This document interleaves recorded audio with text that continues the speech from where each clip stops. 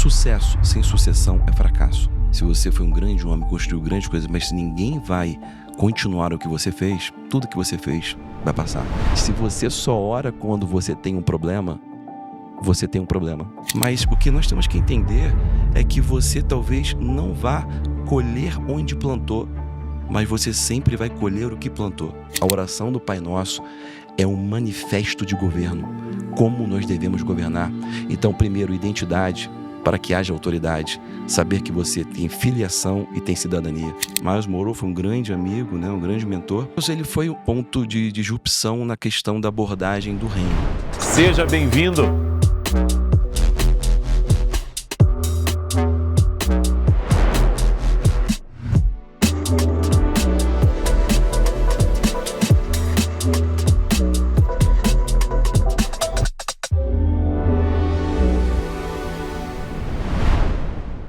Olá, gente querida, seja muito bem-vindo ao podcast A Voz. Aqui você aprende a ouvir a voz de Deus. Aqui você tem insights do céu que vão te ajudar na tua jornada, na tua caminhada, no teu dia a dia. Tenho certeza que hoje você vai ouvir um conteúdo extremamente relevante. Nosso agradecimento a todos os membros do canal e você que gostaria de apoiar o nosso canal, se torne um membro aqui. Tenho certeza que vai ser de grande valia para a gente. Também quero pedir a você que você já deixe a sua curtida nesse vídeo e compartilhe com o máximo de pessoas. E se prepare, porque tem coisa muito boa que você vai receber hoje aqui. Nosso convidado é empreendedor, é cristão, é pai, é marido, é uma benção que vai abençoar a tua vida. Altomir Rangel, seja muito bem-vindo ao podcast A Voz. Obrigado, prazer imenso estar com você, ser um amigo querido, né? E assim, eu tenho certeza que não estamos por aqui por um acaso, estamos aqui para construir e ajudar e somar a vida de muitos empreendedores, homens de Deus, muitos ministros do Evangelho também que estão assistindo. Então é um prazer estar com você aqui. Altomir, como que começou a tua caminhada com Jesus? Teve uma experiência com Deus? Veio de um berço cristão? Como que começou toda essa entrega, essa rendição na tua vida? Eu costumo dizer que meu testemunho de vida é muito simples. Eu era crente até o dia que eu me converti. Eu, na verdade, nasci num lar cristão, já vou à igreja desde antes de nascer, na barriga da minha mãe eu já ia, na Assembleia de Deus, lá no Rio de Janeiro, São Cristóvão. E a minha família, tradicionalmente, já há algumas gerações, se converteu era católico e foi para a Assembleia de Deus, isso talvez no ido da década de 30, dos dois lados, por coincidência. E aí eu nasci nesse contexto cristão, né? Mas realmente tive um encontro pessoal quando eu tinha mais ou menos em torno de 20 anos de idade, algo que foi muito forte e que me provocou uma decisão. Porque eu costumo dizer o seguinte, Vinícius, que quando você está com problemas na vida, está apertado, está na sarjeta, é mais fácil para você decidir se entregar para Deus do que quando tudo está bem. Tem aquela passagem na Bíblia que o rei manda o seu servo chamar os seus conservos para uma festa. E ninguém pôde ir porque estava todo mundo muito bem, estava todo mundo muito ocupado, né? Comprando, crescendo, casando. Então ele mandou chamar as pessoas que estavam necessitadas e todo mundo veio, né? E aí, em cima disso, muitos anos atrás, eu preguei uma mensagem com esse título falando: os normais nunca querem mais. Porque quando tudo está muito normal, é difícil você ceder e se render, né? Abrir mão daquilo. E no meu caso foi assim, foi muito difícil. Para mim, eu considero assim, a minha real conversão, né? Que conversão é algo mental, né, uma decisão. Eu considero que foi talvez muito mais difícil para mim, que era uma pessoa muito normal, criada na igreja, já estabilizado emocionalmente, familiarmente, do que uma pessoa que teve um testemunho pesado, né? Então, assim, a minha decisão foi no momento de vida que eu perdi um primo querido, que era um irmão, num acidente. E geralmente, quando nós temos assim um baque muito forte em nossas vidas, Sim. a gente tem dois caminhos.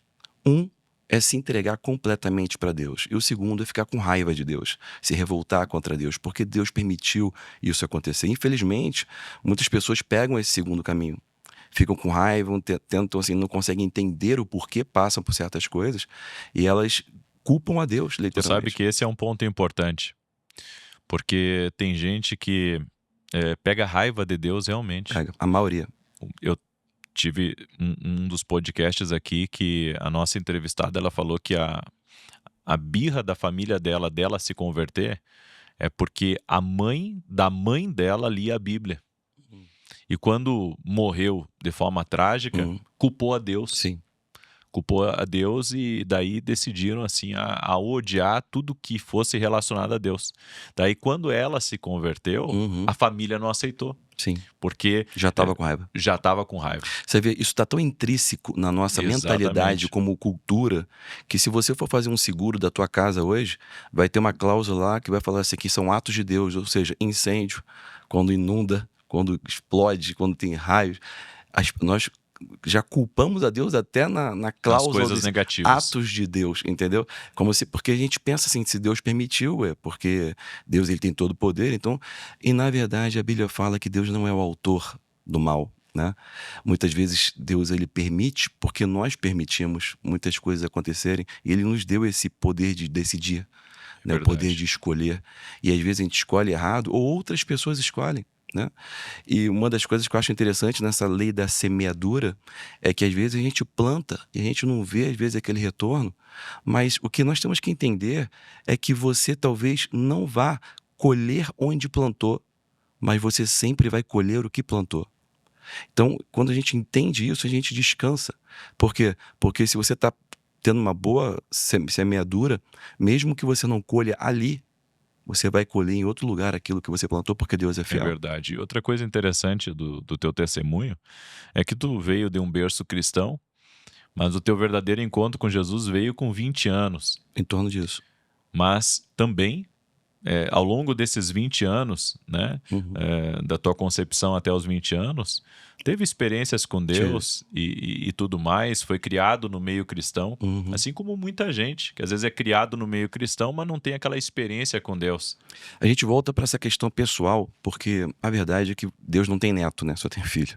A verdade é que, assim, eu por ter tido avô, muito um homem muito conhecido, muito impactante, né? Dos dois lados, tive avós que foram homens de Deus, empreendedores, ajudaram, construíram. Depois tive uma segunda geração ali de meus pais, meus tios, que também foram homens que sempre se envolveram, sempre bons exemplos na sociedade, sempre estiveram investindo no crescimento do reino e da igreja. Mas o fato é que eu, na minha experiência pessoal, quando eu tive esse problema, esse grande baque na minha vida, eu estava morando nos Estados Unidos. Por que te impactou tanto a morte do teu primo? Foi assim, eu morava nos Estados Unidos, porque com 18 anos meu avô me mandou para fora e eu tranquei minha faculdade no Brasil de fazer direito e fui estudar lá fora, consegui passar e fazia administração numa universidade cristã. O primeiro ano foi muito bom, o segundo ano eu literalmente me desviei por causa das amizades, né, a idade e tudo. E quando eu volto para o Brasil de férias e tudo, eu encontro esse meu primo, que era um jovem muito bonito, assim, com futuro pela frente, com muitas profecias nas costas. Nós fomos criados nesse contexto profético, pentecostal, etc. E esse meu primo também estava desviado. A gente ia à igreja, né? E tem muita gente que vai à igreja para esquentar banco, né? Ou para outros interesses, ou apenas por tradição. A gente ia por tradição. Só que um desviado, quando olha para outro, se identifica. E ele olhou para mim, ele gostava de mim, a gente era primo e irmão, né, desde criado junto. E a gente começou a sair muito, assim, juntos, aqueles meses ali que eu passei no Brasil. E a gente saía porque a gente gostava, a gente era jovem, com saúde, né? Mas o fato é que a gente saía e teve uma época, chegou um momento, mesmo jovem, que eu cansei um pouco, tinha uns 21 por aí, eu cansei um pouco e eu não sentia mais Deus, Vinícius. Eu ia para a igreja, eu literalmente não percebia, não sentia Deus. Eu sabia que Deus existia, eu sabia que eu ia ali, mas eu não tinha nenhum tipo de mais... Estava completamente seco, sabe? Só que teve um dia qualquer que eu entrei no meu quarto e eu olhei para o teto e eu falei com Deus. Eu falei, Deus, eu sei que você está me ouvindo, mesmo que eu não esteja sentindo. E eu quero fazer um contrato contigo, porque eu sabia, eu fui ensinado desde novo que Deus é um Deus de contrato, né, de aliança. Ele cumpre contrato. Então eu falei, Senhor, me dá aqui a minha parte do meu contrato é o seguinte, eu vou sair de casa, do trabalho e vou voltar para casa, eu gosto de ir para academia, vou sair, vou voltar para casa e não vou sair mais com esse meu primo para fazer essas coisas e tudo. E a sua parte do contrato é me dar aí um futuro, uma mulher de Deus para eu casar. Eu falando com Deus, né? E passou 3 semanas, literalmente, numa madrugada, meu pai chega em casa falando que houve um acidente de carro. E esse meu primo estava sozinho de madrugada, voltando para algum lugar. Se eu não tivesse feito esse contrato com Deus, eu estaria com ele dentro do carro.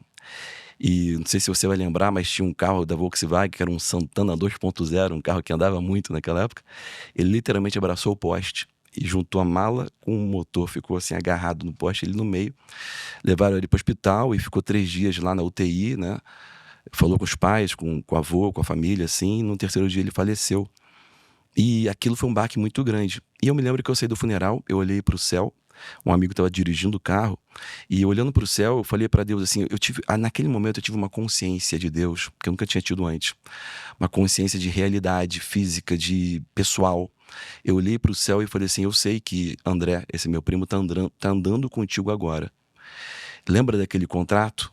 Pode rasgar. Eu não quero mais que o Senhor me dê nada. Eu não quero que o Senhor me dê, seja Papai Noel, que você não me dê mais nada. Eu só quero uma coisa. Eu quero saber quem o Senhor é. Eu quero andar na mesma intensidade que André está andando com o Senhor agora. Eu quero andar na mesma intensidade. Eu quero te conhecer. E aí, quando eu falei isso para Deus, parece que era aquilo que ele precisava ouvir eu falar. E as coisas começaram a mudar, mas não foi assim da noite para o dia. Um livro apareceu na minha mão de um homem chamado Smith Wigglesworth, que foi conhecido como apóstolo da fé do século XX, né? Um inglês. O nome do livro era Ever Increasing Faith. E eu li aquele livro e eu ficava lendo aquilo, e eu ficava dormente lendo aquele livro, ficava, meu Deus. E eu busquei Deus, não para pregar, não para ministrar, eu busquei Deus para achar Deus. Eu tinha que achar Deus além da igreja, entende? Eu tinha que ter esse encontro. Eu comecei a ler muito, e ali começou um verdadeiro processo. Eu acho interessante, só até pausando um pouco, infelizmente, mesmo quem tem promessa morre. Com certeza. Está na Bíblia, né? Porque você falou que muitas promessas sobre ele, muitas profecias. Ué, dos 12 espias, 10 morreram. E todos os 12 tinham promessa, a terra prometida, né? Exatamente. Só 2 conseguiram. É assim, a gente tem tradições evangélicas, cristãs, contemporâneas, que muitas vezes nos roubam da realidade, né? Algo que nós estávamos falando aqui, existe uma diferença entre teoria e prática. E a prática, muitas vezes, a teoria ela é muito diferente, sabe? Então, eu sempre consegui aplicar, sempre quando eu estou ministrando, eu sempre consigo aplicar a fé na prática, como um mecânico usa uma ferramenta. Isso eu fui muito ensinado, assim, tive o privilégio de ter homens que nem estão mais com a gente, mas que foram grandes homens, né, contemporâneos agora, como Oral Roberts, como Kenneth Hagin, como Miles Monroe, todos esses homens que eu tive esse grande privilégio, até na época, sem ter esse esclarecimento, mas eu estava vivendo ali um impacto que mudou minha vida completamente, né? Então, quando eu fui estudar nessa faculdade, que chama uma universidade chamada Oral Roberts University, em Tulsa, lá em Oklahoma, eu tive essa oportunidade, foi em 93, de estar ali, ver o Oral Roberts pregar. Ele era o presidente ainda, estava vivo, né? Acompanhei os últimos 10 anos, o Kenneth Hagin, um outro grande homem de Deus. Miles Monroe foi um grande amigo, né? Um grande mentor. O que tu mais aprendeu com Miles Monroe? Miles, ele foi um ponto de disrupção na questão da abordagem do reino, né, do governo. Você que está me acompanhando aí, o meu pessoal vai colocar a foto aí do Miles Monroe. Jesus is King. Hallelujah! Miles Monroe, ele tem muitos livros. Tem muitos livros e ele morreu também em um acidente, certo? Inexplicavelmente, um acidente aéreo. E um detalhe, Deus avisou ele antes disso acontecer. Eu não me lembro dos detalhes, mas foi assim, foi um erro humano. Uhum.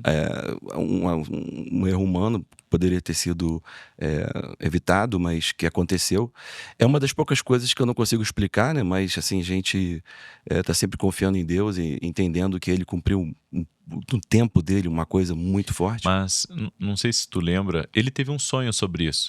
Eu não lembro desses detalhes. Teve, né? Ele teve um sonho sobre isso, inclusive eu dei uma estudadinha na história dele antes de acontecer. Antes de acontecer tudo, ele teve um sonho profético, né? E nesse sonho, né, Deus já estava avisando ele do que iria acontecer. Uhum. Mas me conta, o que mais te impactou na vida do Miles Monroe? Eu conheci o Miles em 2003. A minha formação acadêmica sempre foi administração e finanças. Sim. E eu tinha feito o Rhema Bible School por correspondência, porque eu fui membro do Rhema Bible Church em Tulsa. E aquilo mudou muito minha vida, mas foi depois desse encontro que eu tive com Deus, desse verdadeira conversão. Mas o fato é que eu pensei assim, cara, eu preciso fazer mais algum estudo, alguma coisa teológica. E aí lá em Oklahoma, nessa universidade, abriu uma vaga para um curso, que foi um curso único, chamava na época MTDI, né, que é um treinamento de desenvolvimento ministerial, com grandes nomes ali. Eu me inscrevi, acabei participando, só teve uma turma. E pela graça de Deus eu consegui participar dessa turma, né, que para mim foi muito bom. E ele teve professores como lá Donna Osborne, filha daquele T.L. Osborne, Kenneth Copeland, um grande outro ministro lá, americano. E entre eles tinha um jovem, que não era tão conhecido ainda, que veio das Bahamas, que estava como professor lá também nesse curso, que o nome dele era Miles Monroe. E aí um dos professores foi o Miles. E quando eu comecei a escutar o Miles, e naquela época eu escrevia no caderninho, né? Eu não tinha assim, essas facilidades aqui, e estava lá escrevendo, eu percebia que eu não conseguia nem olhar para o rosto dele, porque ele era tanta coisa que ele falava que eu só ficava anotando. E aquilo começou a dar uma bugada na minha cabeça. Eu falei, meu Deus, a abordagem dele, porque eu tive, Vinícius, antes do Miles, anos antes, um encontro também com um homem que foi um primeiro mentor assim, que me ensinou sobre coisas do reino. O nome dele era Kingsley Fletcher. Todo mundo aqui deve conhecer o nosso pastor aqui em São Paulo, chama Theo Hayashi. O Theo, ele foi mentoreado por esse Kingsley Fletcher. Mas quando o Theo conheceu ele, o Fletcher me conheceu 15 anos antes. E, na verdade, ele quis fazer comigo o que ele fez com o Theo, né? Só que eram momentos diferentes, porque quando ele me conheceu, eu tinha acabado de casar e eu estava trabalhando. Ele queria me levar para me mentorear nos Estados Unidos. Eu falei, eu não tenho eu não tenho como largar meu trabalho, minha mulher, né? Eu acabei de casar. Disponibilidade. E o Theo, ele era solteiro, por isso que ele conseguiu. E foi, assim, um grande diferencial na vida do Theo, ele conta isso, né? Mas o Fletcher é um amigo de muitos e muitos anos, e logo depois disso conheci o Miles, né? Que era amigo dele também. E foram dois grandes homens que me ensinaram princípios, assim, revolucionários de abordagem do reino. Eu vou até lançar um livro sobre isso, para tentar ensinar as pessoas mais hoje em dia sobre a diferença entre igreja e reino, que não é a mesma coisa, né? Igreja é uma coisa nova, que tem uma função. Começou no dia que Jesus saiu da terra e vai acabar no dia que ele voltar para a terra. O reino já existe desde a antiguidade passada, antes do mundo existir. E vai continuar E existindo. vai continuar por toda a eternidade, entende? Tem muitas pessoas que estão na igreja e não estão no reino, porque tem uma vida dupla. A igreja aceita, às vezes, porque não sabe, mas no reino não aceita. Por isso que naquele dia, muitos dirão para Jesus, né, que fiz isso no teu nome, maravilhas, expulsei demônios, e ele fala, mas eu não te conheço, porque você estava na igreja, mas tu não estava no reino. O reino é um governo, o reino é prática, o reino é funcionalidade. Quando Moisés fala em Gênesis capítulo 1, aquela primeira revelação, né, do Pentateuco, logo no começo, os 2 primeiros capítulos da Bíblia, tem todo o resumo do ser humano, da sociedade, da cultura, aquilo que nós chamamos de mandamentos culturais de Deus, de Gênesis 1, 26 e 28, né, os 5 mandamentos culturais.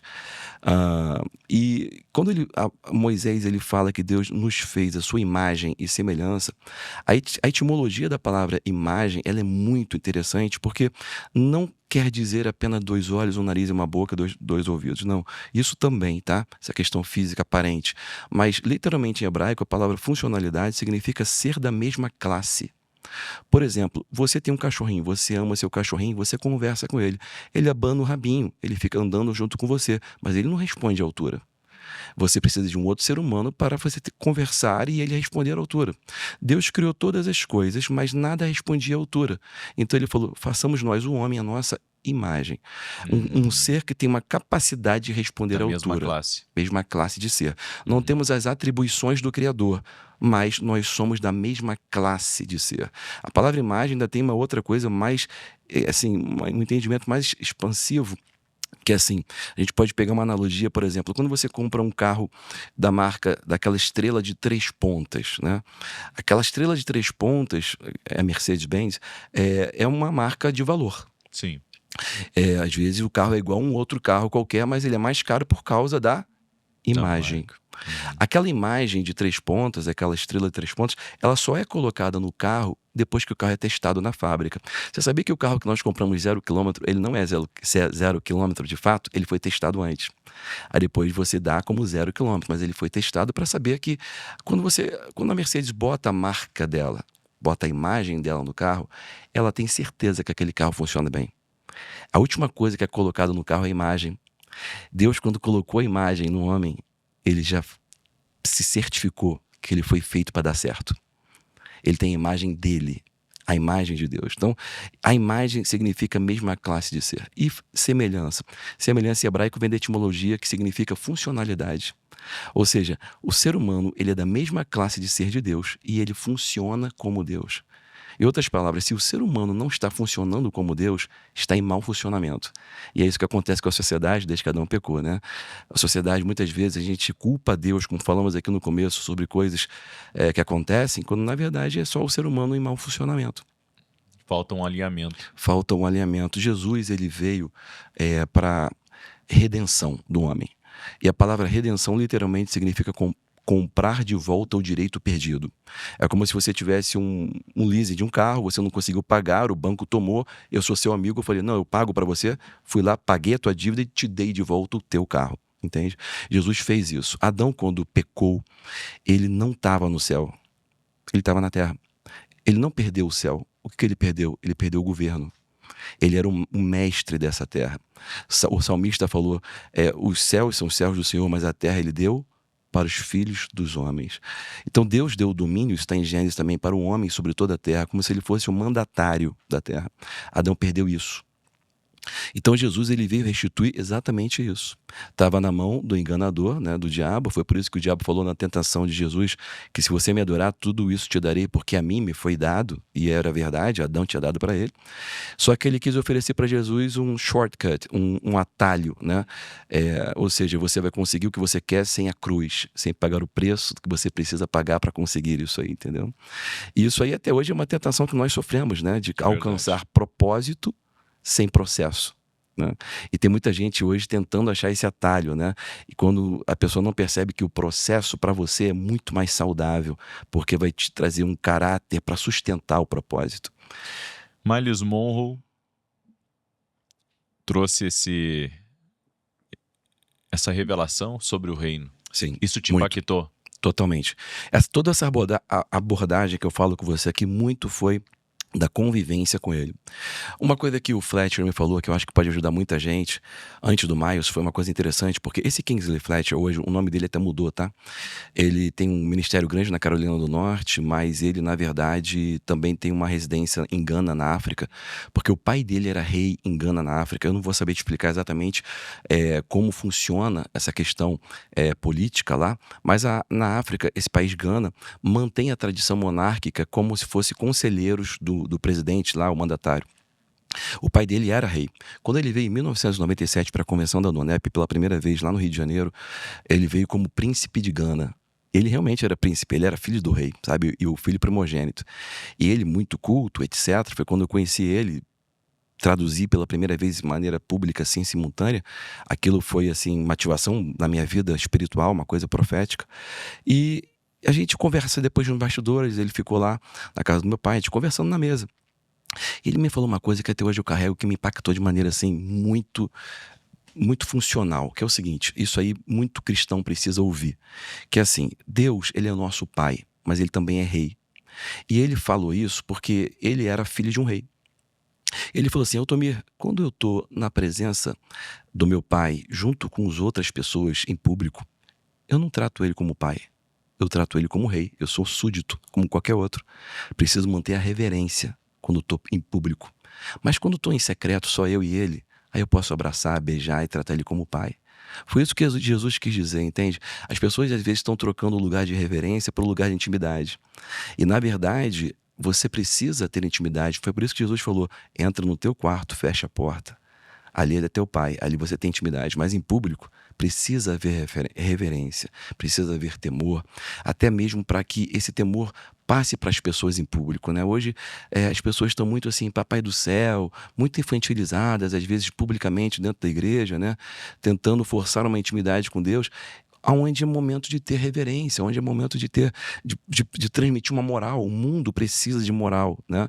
Um dos problemas assim, do mundo livre, onde nós vivemos, nessa área ocidental, é que está perdendo a moral. Por que o islamismo está crescendo tanto no mundo? Porque por mais que seja deturpada toda a sua lei Sharia do Alcorão, por mais que eles sejam inspirados, na minha opinião, por questões satânicas até, mas eles mantêm a moral. Por isso que crescem. E o mundo cristão, às vezes, está perdendo a moral, né? Naquela vibe assim de, não tem nada a ver. Porque não entende esse princípio básico de como se portar com um rei, né? Então Deus, ele é pai, mas ele também é rei. O apóstolo Paulo fala que ele é o rei invisível, o rei original, invisível, mas real, né? Da onde veio toda a inspiração de autoridade e de organograma e de estrutura de autoridade, né? Eu achei interessante o que você falou sobre a questão do Dr. Kingsley, né? Sobre ele querer lhe mentorear, né? E não houve a disponibilidade, mas a gente teve alguns anos juntos. Ele mentoreou o Theo, né? Ele ficou lá na casa deles 5 anos. Mas olha só, Deus falou sobre isso com o Miles Monroe. Porque antes de morrer, eu peguei aqui uma matéria. Pastor Miles Monroe disse que sonhou com a transição da liderança ministerial. Daí aqui ele conta o sonho que ele teve, né, no dia... Aqui não coloca o dia, mas diz que o acidente aéreo ocorreu no dia 9 de novembro e que ele havia sonhado com uma transição de liderança nas Bahamas, onde fica a sede do ministério fundado por ele. Daí ele conta o sonho. Olha que interessante o sonho que ele teve. Tratava-se de pessoas que morrem com um bastão ao invés de passá-lo. Eu estava pensando, o jovem que supostamente deve ser o próximo líder tem que ir até o caixão, erguer o bastão da mão do homem morto só para levá-lo para a próxima etapa, afirmou Monroe, que acrescentou, os grandes líderes passam um bastão antes de morrer e vivem para ver a outra pessoa correr. Aí aqui ele conta, né, que o sonho, ele viu um atleta de revezamento, de 4x100, deitado num caixão, segurando um bastão. Aí quando despertou, ele entendeu, né, a mensagem do sonho, que todo líder ele tem que passar o bastão. Sim. Ou seja, Deus estava falando com ele já. Né? Sim. Não, ele foi um cara que mais me ensinou sobre sucessão, algo que nós, às vezes, como ministros, como empresários e até como pais, nós deixamos para último momento e acaba nem fazendo, e talvez seja um dos pontos da nossa vida mais importantes de nós prestarmos atenção. O Miles, ele botava assim, sucesso sem sucessão é fracasso. Se você foi um grande homem, construiu grandes coisas, mas se ninguém vai continuar o que você fez, tudo que você fez vai passar. Vai passar por uma geração. Na próxima, você vai ficar no porta-retrato do teu filho, do teu neto, nem porta-retrato vai ter. Então, percebe? Sucessão é uma coisa tão assim, porque a gente vive geracional. Deus, ele se apresenta assim na Bíblia. Deus é um Deus geracional. Eu sou o Deus de Abraão, de Isaac, de Jacó. Então, ele está mais interessado na sucessão. O casamento, por exemplo, Deus fala desde o Velho Testamento que o propósito do casamento é você apresentar uma geração consagrada a ele. Sim. Entende? Ele está mais interessado com a geração que vai vir depois do que com o seu próprio casamento. A gente fica querendo ser feliz aqui no casamento, minha mulher isso, meu marido aquilo, quando na verdade Deus está mais preocupado em você apresentar resultado. Deus é um Deus de resultados, é um Deus de lucro, de aumento, de crescimento. Deus, ele só faz uma coisa, tudo que Deus faz, ele só faz uma vez só, ele nunca volta atrás para fazer de novo, porque tudo que ele faz está carregado com poder para multiplicar.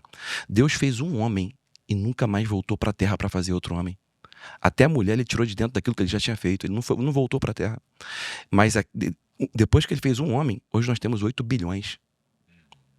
Então o Miles, ele me ensinou muito sobre sucessão. Posso te falar um segredo? Que eu nem falo muito abertamente sobre isso, às vezes só em seminários, etc.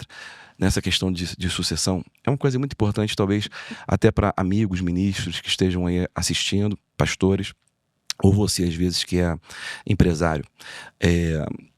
Existe uma característica, um segredo na Bíblia muito grande sobre isso, que Jesus ele falou, mas a gente lê e às vezes a gente não percebe. E mais foi um cara que me ensinou sobre isso.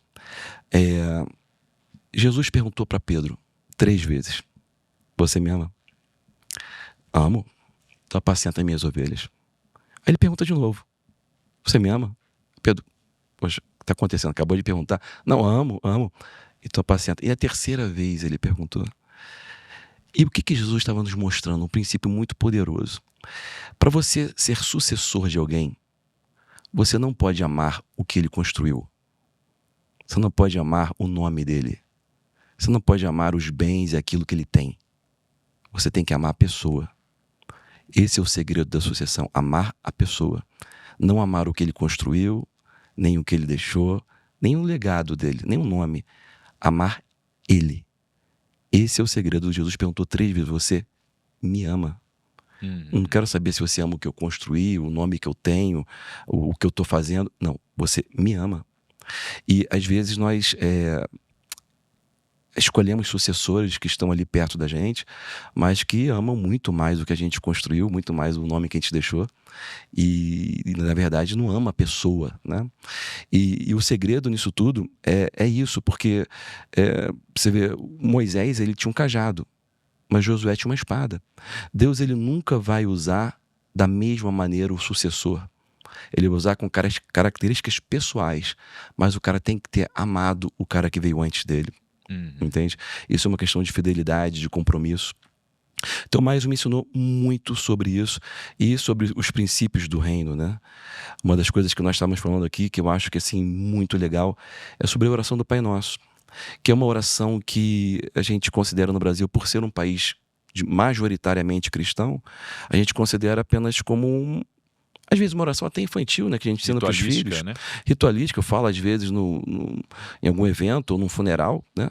E a gente fala isso de maneira repetitiva. Quais os segredos da oração do Pai Nosso? Todo mundo sabe falar a oração do Pai Nosso, mas poucas pessoas conhecem os segredos. Ali tem cada... Porque eu quero falar uma coisa para você que está nos ouvindo aqui, é o seguinte, cara. Os discípulos que andavam próximos de Jesus, os 12 escolhidos, eles viram Jesus expulsando demônio. Eles viram Jesus curando cegos, paralíticos. Eles viram Jesus multiplicando pão e até andando sobre as águas. Mas eles nunca perguntaram para Jesus como, mestre, ensina-nos a expulsar demônios. Mestre, ensina-nos a curar cego e surdo. Eles nunca perguntaram nada disso. Mas eles fizeram uma pergunta para Jesus. Mestre, ensina-nos a orar. Porque eles perceberam que aquela vida de oração, existia algum segredo ali que emanava todo o poder que capacitava ele de fazer todas aquelas coisas. Então, aquela oração do Pai Nosso, e logo Jesus respondeu, quando orares, orem assim. Aquela oração não é apenas uma oração. Aquilo é um blueprint, é uma maquete, é um verdadeiro manifesto de governo, de como nós devemos nos comportar. A oração do Pai Nosso, ela nos mostra, desde a primeira coisa que Jesus nos disse, que foi assim, Pai Nosso que estás nos céus. O que ele está querendo dizer? Era um contexto onde os judeus na época se relacionavam com Deus como o grande Deus Jeová e Yahvé nos céus, né? E não tinha esse entendimento de paternidade que Adão perdeu. Então Jesus já vem trazendo esse entendimento. Em outras palavras, Jesus estava falando que autoridade só vem depois de identidade. Você não vai conseguir exercer a autoridade se você não entender quem é seu pai, a sua identidade com ele, percebe? Por exemplo, de maneira muito simples, a gente... imagina você na cozinha, e seu filho adolescente entra na cozinha, e quando ele te vê, ele já se prostra no chão. E ele começa a clamar, meu pai, se for da tua vontade, permita-me que eu pegue esse iogurte na geladeira. Permita-me que eu beba esse iogurte hoje pela tua graça, pela tua bondade. Se você está chupando a laranja lá na cozinha e vê teu filho falando isso, você vai chamar tua mulher e falar assim, interna. Né? Porque isso não é um comportamento normal. Ele não está entendendo quem ele é. Ele está pensando que ele é o quê? Né? Ele é meu filho. E eu imagino Deus olhando para os filhos dele hoje na igreja. É caso de internação, muitas vezes. Ou seja, as pessoas estão orando como mendigos porque não entendem identidade. Quem é seu Pai Celestial? Primeira coisa, a identidade te mostra filiação e te mostra cidadania. Você, quando é cidadão de algum país, você não fica implorando por nada, você conhece seus direitos. Você anda livremente fazendo as coisas, porque se você mora num país livre, você conhece o que você pode fazer, sabe? Você conhece as leis também, você não vai querer fazer ali alguma coisa, mas você não fica o tempo todo pedindo misericórdia e graça, entende? Você anda porque você é um cidadão, percebe? E essa identidade nos traz autoridade. Então, ponto número 1, quem somos? Ponto número 2, o que trazemos? Ele falou, venha a nós o teu reino. Sabe, essa oração nos prepara para governar na terra e não para fugir dela. Existe uma dicotomia muito grande que aconteceu e o Brasil sofreu isso, porque isso aconteceu nos Estados Unidos, e o evangelho que veio para o Brasil foi um evangelho que veio diretamente dos Estados Unidos, né? Os grandes pregadores que foram europeus, mas bancados pela igreja americana, que começou as grandes igrejas históricas do Brasil, né?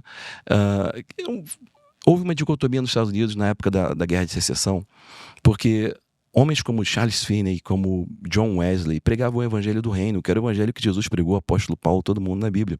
Mas percebe que hoje as pessoas não falam mais o evangelho do reino, só falam evangelho. A gente sofreu essa influência porque depois dessa guerra civil que houve nos Estados Unidos, ficou muito difícil continuar pregando o evangelho do reino, que é um evangelho de governo, é um evangelho que triunfa, é um evangelho que domina. É o evangelho que encara de frente a realidade e muda as coisas com a fé, entende? Mas naquela época, nos Estados Unidos, as mulheres perderam os maridos, as crianças perderam o pai, morreram muitos homens, né, na guerra. Então, começaram a facilitar um pouco, dizendo que, não, olha só, o mundo é vil, o mundo é cruel, mas um dia nós vamos para a nossa eternidade, para os céus, etc. E o pessoal focou só no céu. Esqueceram de reinar na terra. Esqueceram de reinar na terra. E o evangelho do reino são as boas novas do governo de Deus para a terra. Segunda coisa que Jesus falou na oração do Pai Nosso: venha a nós o vosso Reino. Aí toda a ideia de Deus é trazer o reino para a terra, não é nos levar para o céu. O que Adão perdeu foi o reino, foi o domínio, foi o governo de Deus na terra. De forma prática, como é que isso funciona? Então, a oração do Pai Nosso nos mostra exatamente isso. A gente tem aí o que trazemos, que é o reino, nós temos como governamos, que ele fala, seja feita a sua vontade, assim na terra como no céu. Então nós temos que trazer a vontade dele. Sabe, Vinícius, a gente pensa que só porque somos cristãos, a vontade de Deus é feita em nossas vidas automaticamente, e não é. Nós precisamos pedir. Ele falou, peça que a vontade dele seja feita na terra, como é feita nos céus. No céu ninguém precisa pedir para a vontade de Deus ser feita, porque ele já está sentado no trono e a vontade dele é feita, ele é absoluto. No céu não tem democracia. Tá? A democracia é a coisa mais afastada do reino de Deus que existe. Tá? É como na visão de Daniel, né? Daquela estátua que ele viu de Nabucodonosor. Nós estamos nos últimos dias, nos pés, é mistura de barro com ferro. Pouca moral, pouco valor e barro, certo? Então, assim, democracia é a coisa mais afastada. Quer dizer, eu sei que a gente gosta de democracia, a gente defende democracia. Tem até um ditado que diz que a voz do povo é a voz de Deus, né? Isso é mentira. A voz do povo é a voz do povo. A voz de Deus é a Bíblia. E já está bem explícita para todo mundo que quiser ouvir. A palavra de Deus. Né? Então, percebe? Deus, ele é um rei. E na terra, ele deu autoridade para o homem. Então, Deus, ele nunca volta atrás naquilo que ele fala. Quando Deus fala qualquer coisa, aquilo se torna uma lei. E ele obedece a própria lei que ele fala. Né? Então, quando Deus ele falou isso, e Jesus ele volta para a terra para poder fazer o que Adão perdeu, ele fala, olha, vocês têm que pedir para que a vontade dele seja feita na terra. No céu não precisa pedir, mas aqui você precisa pedir. Então, como funcionamos na terra? Pedindo para que a vontade dele seja feita na terra. Oração, Vinícius, nada mais é do que o homem dando autoridade para os céus invadirem a terra e colidirem com a terra, com a realidade da terra. Entende? Se você não pedir, o céu não vai agir. Por mais que Deus saiba... Mesmo que Deus saiba nossos problemas, nossas dificuldades. Marcos capítulo 6, Jesus falou, o seu pai sabe tudo o que você precisa antes de você pedir. Perdão, Mateus capítulo 6. E no Mateus capítulo 7, ele falou, pedi, dar-se-vos-á, buscai e acharei, bate na porta, ela vai ser aberta, todo aquele que pede recebe, o que busca acha. Percebe? Ele falou antes que o seu pai sabe tudo o que você precisa antes de pedir, mas depois ele falou, quem pede recebe, quem busca acha. É necessário pedir.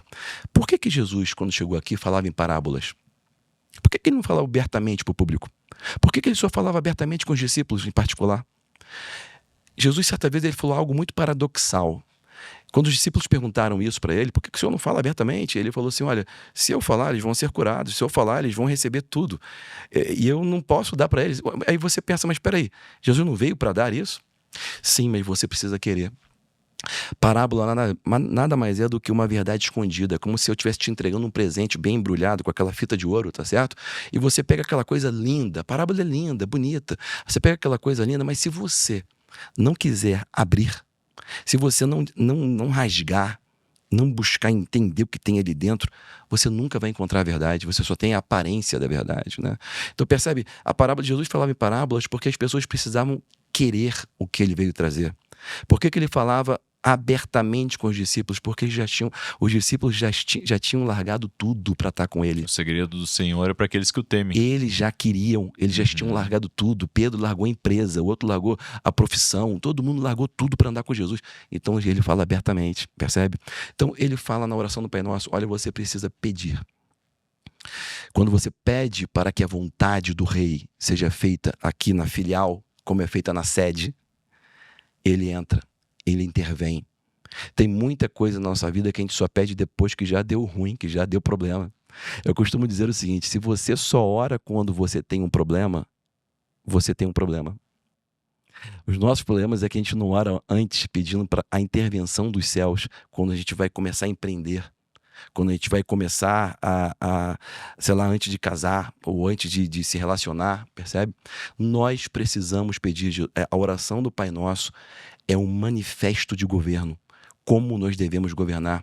Então, primeiro, identidade, para que haja autoridade, saber que você tem filiação e tem cidadania. Segundo, como governamos, trazendo a vontade dele, você precisa pedir para que os céus intervenham. Terceiro, como sustentamos, fala sobre propósito da prosperidade, o pão nosso de cada dia. Tem vários ensinamentos aí, tá? Dizendo que ele nos dá o pão. Se ele nos dá a provisão, se ele nos dá o negócio, se ele nos dá o empreendimento, percebe que isso aí é uma administração com responsabilidade. Ele não dá para você. É vontade de Deus, sim, abrindo um parênteses aí, nessa parte aí. Sim. É vontade de Deus prosperar os filhos de Deus? Cara, sem dinheiro você faz alguma coisa nessa terra?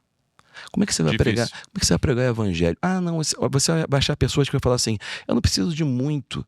Eu peço a Deus só o suficiente para mim e a minha família. E a pessoa pensa Nem a riqueza, nem a pobreza.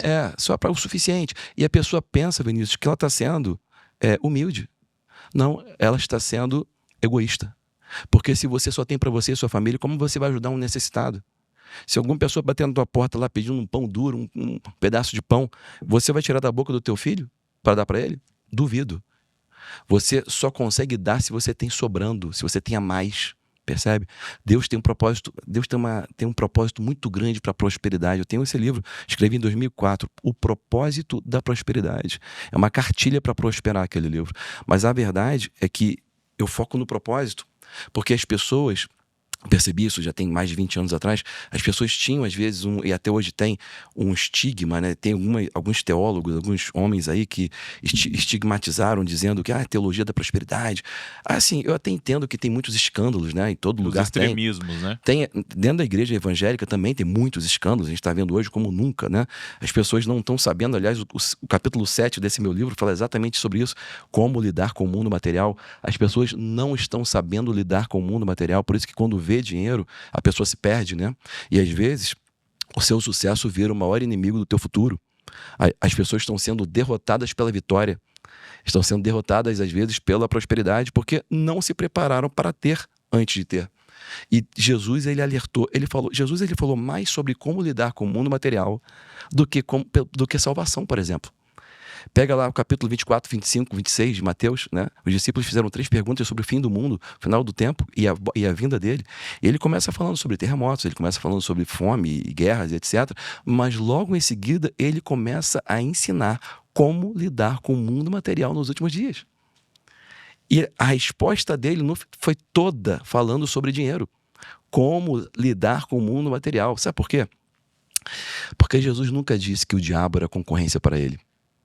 Jesus nunca disse que tentações, diabo é concorrência. Mas Jesus falou que no mundo existe uma concorrência para Deus no coração do homem. Ele falou assim: você não pode servir a 2 senhores.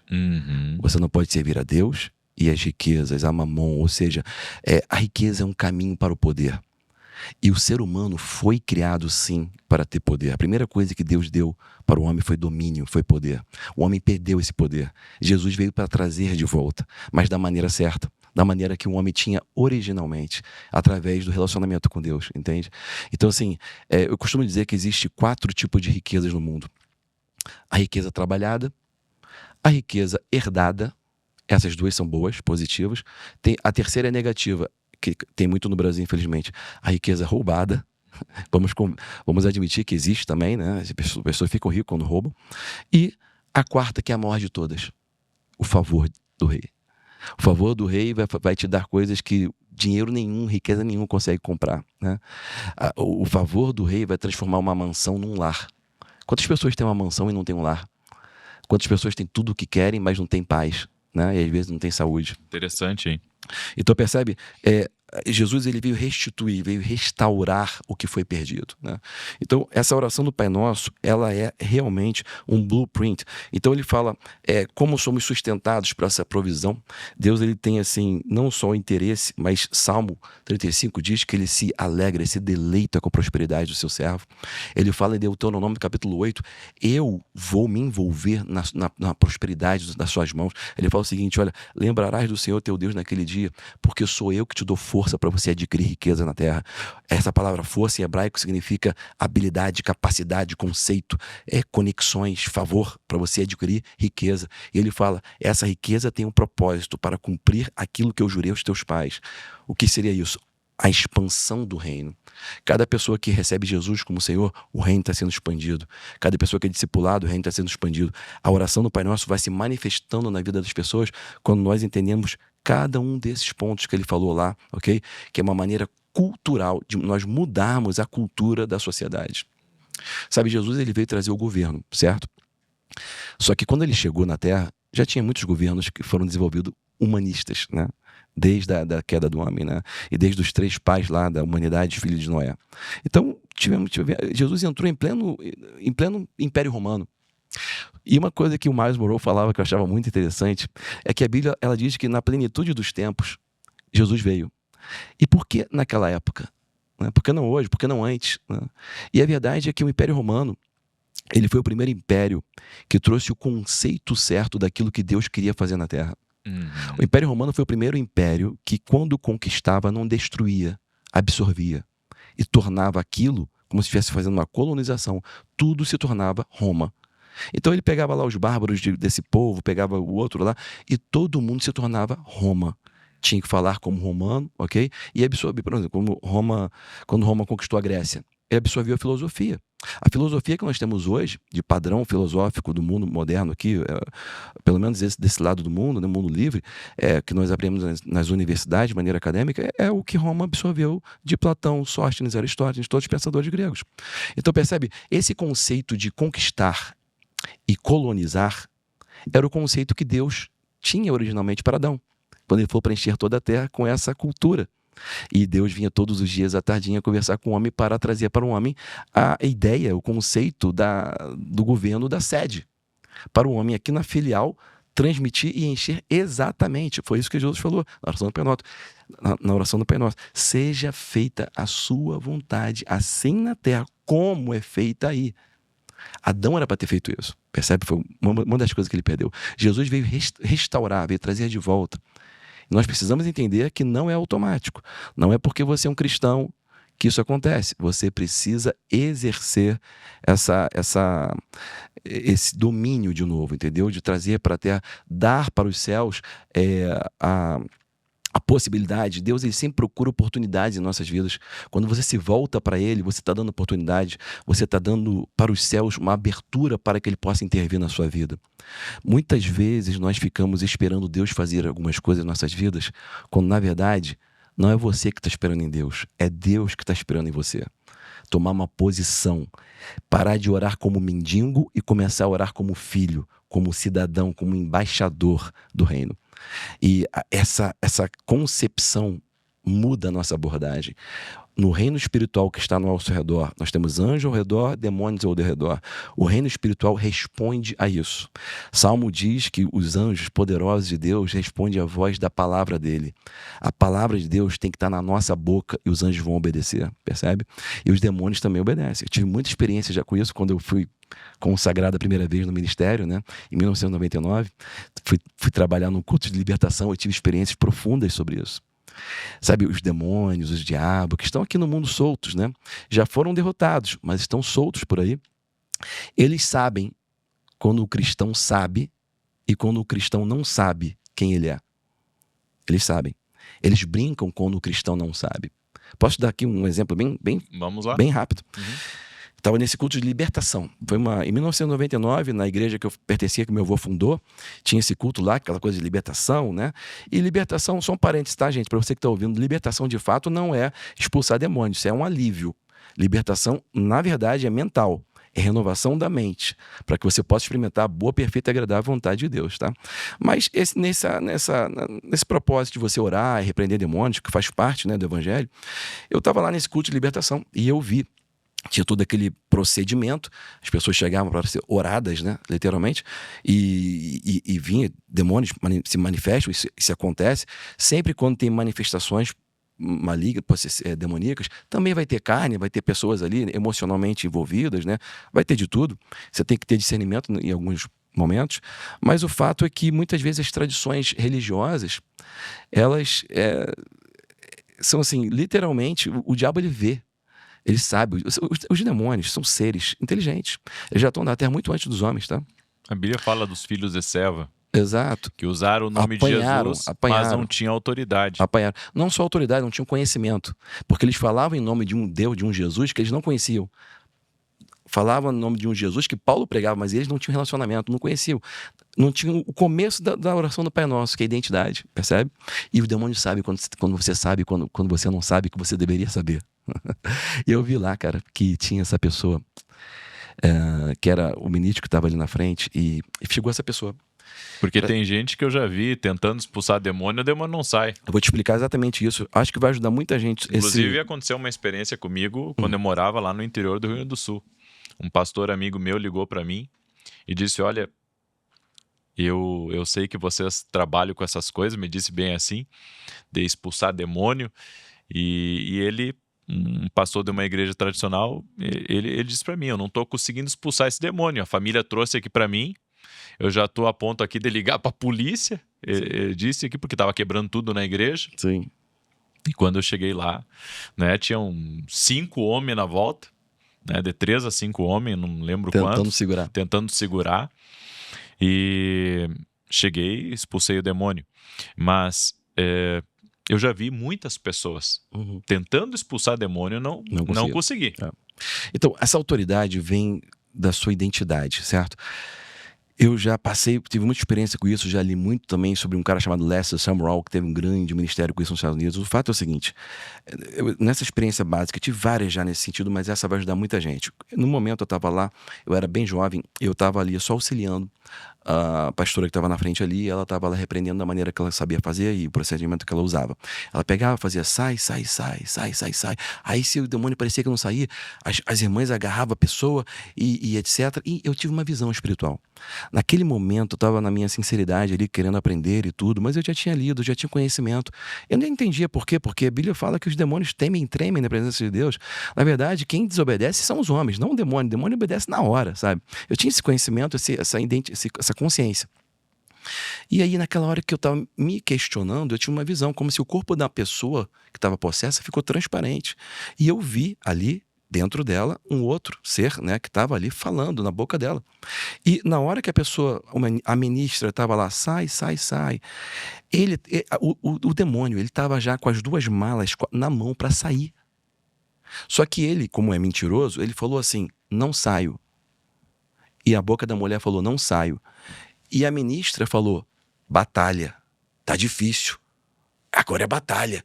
Quando ele viu que ela não sabe a autoridade que ela tem e tá falando que é batalha, tentando derrotar um inimigo que já foi derrotado, ele botou a mala no chão e falou, não vou sair. Aí que ele fez gracinha. E eu fiquei achando aquilo interessante. Tudo isso numa visão. Numa visão, naquele momento, eu achei interessante. Ele estava pronto para sair, mas quando ele viu que ela não sabe o que ele sabe, o que ela deveria saber, ele botou a malinha no chão e começou a fazer gracinha. Percebe? Quando o diabo ele sabe, quando você sabe o que ele sabe, que você sabe. Ele sabe. Por isso que na Bíblia, nos evangelhos, você vê, de longe Jesus chegava, os demônios falavam, eu sei quem tu és. E Jesus já ia falando, já vai saindo aí, ó, vai saindo, tirando tudo, e chegava lá. Porque o diabo ele sabe quando você sabe, ou quando você só está andando de maneira religiosa. O mundo espiritual, ele é prático, ele não é religioso. Por É que os muito pastores funcional. não oram, não todos, mas muitos, né, não oram por libertação? Então, eu acho que Eu acredito na mudança de mentalidade, mas tem sim, casos que o demônio tá ali e tá olha, uma legião junto. sim, existe possessão demoníaca. Existe muita gente que tem, assim, muita.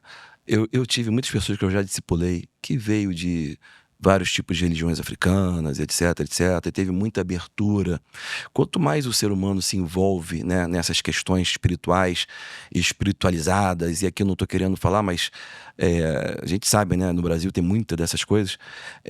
Quanto mais elas se envolvem, mais elas dão abertura. É tudo mental. Vinícius, vou te falar uma coisa que é muito prático e Uhum. que muito pouca gente na religião consegue entender. Libertação, como nós falamos aqui, de expulsar demônio. O demônio sai, etc. Pode ter legiões, etc. Mas libertação, de fato, não é você ficar livre do demônio ali na hora. A libertação, de fato, muitas das vezes, é você saber administrar aquilo que Jesus já conquistou e já te libertou. Por exemplo, o cara que era alcoólatra, não é porque ele aceitou Jesus, repreendeu o mal, que ele nunca mais na vida dele vai poder botar uma gota de álcool na boca. Se ele for numa Santa Ceia que servir vinho de verdade, ele não pode, entende? Um cara que teve problema com o jogo, se ele for num encontro de casais num cruzeiro que tem cassino, ele não pode nem passar na porta. Entende? Não é porque ele está liberto, salvo, lavado pelo sangue de Jesus que ele pode fazer de novo. Muitos anos atrás eu preguei uma palavra que faz muito sentido para muita gente, que chamava assim: não entre no ringue. Tem ringue que não é para você entrar mais. A sua libertação está no fato de você não subir naquele ringue, porque você dormiu com aquele inimigo durante muitos anos. E se você entrar lá, ele vai te dar um soco na boca do estômago, porque ele te conhece, entendeu? Tem Uhum. coisas que você não pode, enquanto estiver na terra, não pode mais fazer. Ponto. E a sua libertação está no fato de você entender isso, tá? Se você é uma pessoa que, sei lá, sempre foi brigão, sempre brigou, você não pode mais passar no meio de confusão. Se você é uma pessoa que tem, percebe, por mais que você seja lavado, remido, tá lá entendendo, conhecendo a Deus, tem coisas que você tem que entender que a sua libertação está no fato de você ter que administrar aquilo pro resto da tua vida. Altomir, vamos para algumas perguntas diversas Vamos. agora. Primeira pergunta que eu tenho para ti. Como que você ouve a Deus? Qual que é a forma que Deus mais usa assim para falar com você e que quando você ouve, você rende seu coração? Eu sei que Deus fala principalmente através da palavra Sim, conosco, mas Deus tem outros meios para falar sim. com a gente. Qual que é o meio que você identifica que Deus mais usa assim para falar com você? Então, assim, biblicamente falando, eu aprendi que a maneira mais segura de você ouvir Deus é por essa voz interna. Uma vozinha lá no seu interior que vem com autoridade, né? Eu cresci no meio pentecostal, né? Eu acredito no ministério, no Novo Testamento do profeta, tá? Mas o profeta de hoje não é como o do passado. O profeta do passado, ele foi chamado, né, na velha aliança, porque o homem não tinha relacionamento com Deus, porque tinha a natureza caída de Adão, né? Algo que foi mudado por Jesus, né, na nova aliança. Mas o profeta do passado, ele era usado para te direcionar, te guiar. Hoje o profeta não é mais chamado para isso, por mais que muitas igrejas pentecostais não entendam isso. O profeta hoje ele é chamado para edificar, consolar e exortar. Algo que Deus já está falando dentro de nós. É como se ele fosse o carteiro te trazendo uma carta de um e-mail que Jesus já te mandou aqui dentro. É que muitas vezes a gente não abre a caixa de e-mail, só quer ver a carta, entende? Mas ele já estava falando. É por isso que vai confirmar ou não na hora que tu ouve. Eu já vi muitas pessoas quebrando a cara porque ouviram um profeta falar algumas coisas que talvez não veio da parte de Deus. E eu sempre costumo dizer o seguinte, tá, gente? Isso aqui vai te ajudar muito. Sempre quando você ouvir uma palavra profética, aquilo não é para você celebrar, aquilo é para você se preparar.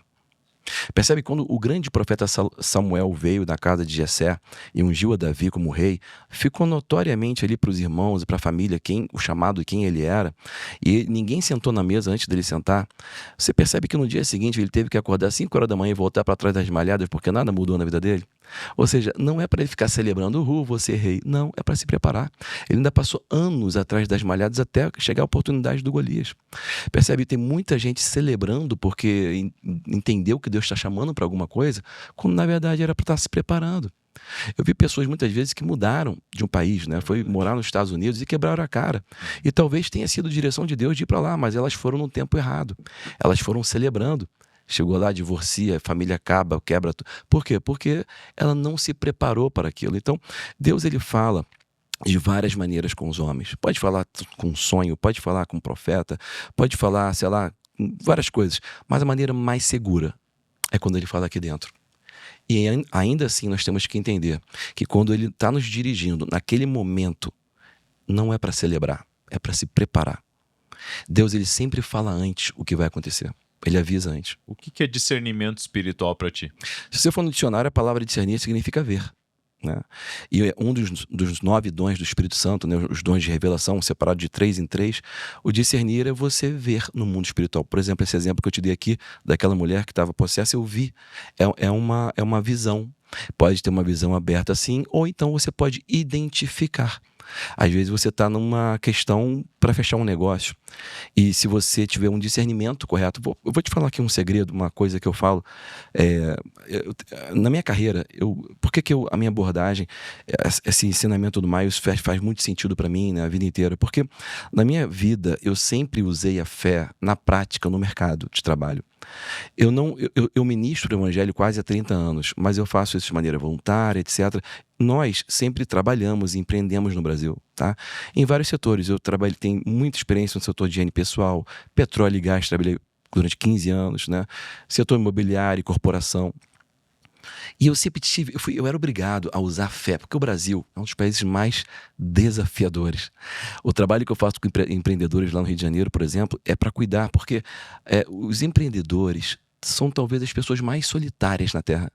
Carrega um piano nas costas sozinho, tem o CPF na reta, é mal falado por todo mundo, é cobrado imposto até a alma, né? Como sobreviver num país com leis injustas, né? A gente precisa de muito discernimento, muito relacionamento com Deus. Então estou tratando de muitos empreendedores por causa disso. E eu sempre usei, por causa da minha, a minha experiência de vida desde que eu nasci, de uma família de empreendedores, né? E eu sempre fui obrigado a usar a fé na prática. E não venci todas as vezes. Eu aprendi muito com o erro. Eu costumo dizer o seguinte: olha, o seu último erro é o seu maior professor. Se você não aprende com ele, o seu próximo professor talvez vai doer mais a lição. Eu estava trabalhando no mercado de petróleo e gás, eu tenho muita experiência, além de ter formação, uma pós nisso aí, a gente montou uma indústria. Eu entrei no setor de upstream, que eles chamam que é mercado de exploração e produção, tá? No Brasil, em 2005, a ANP, que é a agência reguladora no Brasil de petróleo e gás e biocombustíveis, eles estavam fomentando o mercado para que ficasse mais próximo, mais parecido com o mercado americano. No mercado americano, 40% da produção nacional é feito por independentes. Quando você vê aquele filme, aquele cavalinho de pau que eles chamam na terra, assim, puxando petróleo, é porque os Estados Unidos têm essa cultura, tá? Tem muita gente que é família que tem ali petróleo e vive daquilo. E tem muita produção, tá?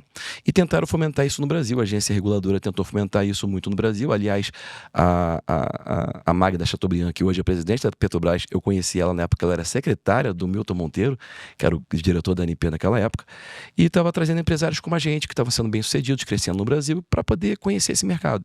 Eu fiz uma pós-graduação sobre isso, tivemos assessoria do Emmanuel Bank, na época lá, do ABN, para poder trazer profissionais da área, e contratei um homem que era muito conhecido no Brasil, foi diretor de exploração e produção da Petrobras durante décadas, né? Fundou a Petrobras em Houston, nos Estados Unidos, chamava Wagner Freire, um geólogo de altíssima qualidade. Montei uma pequena produtora de exploradora lá no Rio de Janeiro, na Rio Branco, no centro do Rio, na época que tudo funcionava ali, junto com a Petrobras. Participei das licitações da ANP, desde a 7ª rodada. Na primeira vez que eu participei, comprei 12 blocos, venci 12 blocos na licitação.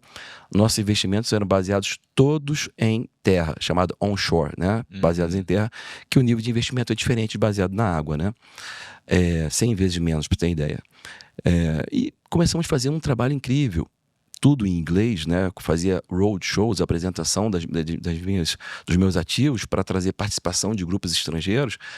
Fiz aquilo que a gente chama de farm outs, né? Eu vendi participações dos nossos ativos, dos nossos blocos que a gente comprava para interessados australianos, ingleses, né? Noruegueses, vinham para o Brasil, investiam, fazia toda a preparação financeira, vinha o CFO, assinava, vinha os cash calls todo mês, tudo bonitinho. Em 3 anos, Eu construí uma empresa com um valuation de 900 milhões de reais em 3 anos. Sim.